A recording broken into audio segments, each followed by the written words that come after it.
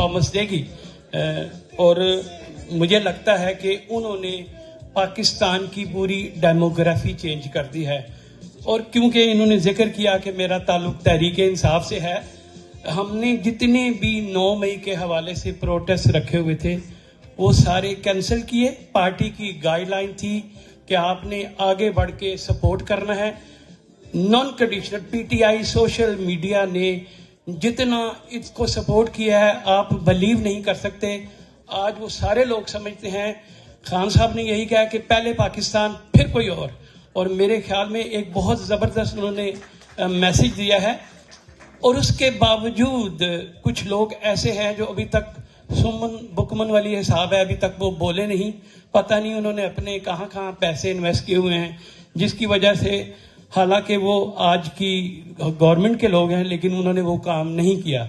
अच्छा, मैं कल परसों की बात है, 11 तारीख को कसूर में एक वर्कर कन्वेंशन था जिसमें उन्होंने ये तय किया था कि वो स्पेशली जो फतवाहत हमारे मुल्क में हुई हैं उसकी सेलिब्रेशन करेंगे, क्योंकि वे तहरीक इंसाफ के लोग थे। और वहाँ की गवर्नमेंट ने उन लोगों को अरेस्ट किया जो फौज के लिए सपोर्ट करने के लिए तैयार थे, जो पाकिस्तान की फतवाहत हुई। ये भी बड़ी शेमफुल बात है कि कुछ लोग आज भी बैठे हुए हैं कि तहरीक इंसाफ के लोग जो कहते हैं पाकिस्तान फर्स्ट, फिर बाकी चीजें आ जाती हैं।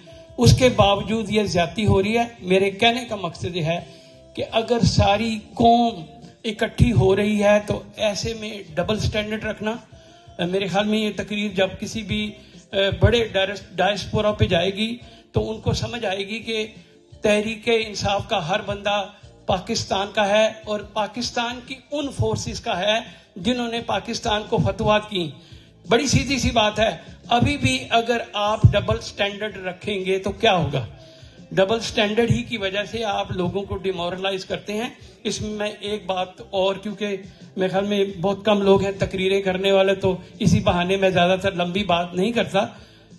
आपके सामने बांग्लादेश की एक मिसाल है, जो हसीना वाजिद के साथ हुआ, जो बांग्लादेश की उसके बाप की लेगेसी थी, जिन्होंने उनके हिसाब से उन्होंने बांग्लादेश को आजाद करवाया। लेकिन जब हसीना वाजिद ने अपने मुल्क पे लोगों पे जुल्म किया तो लोगों ने उसे उठा के बाहर फेंका।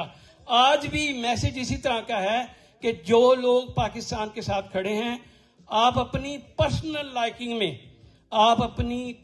लाइकिंग में ये काम ना करें कि पाकिस्तान का नुकसान हो जाए। अच्छा, पिछले दिनों मैं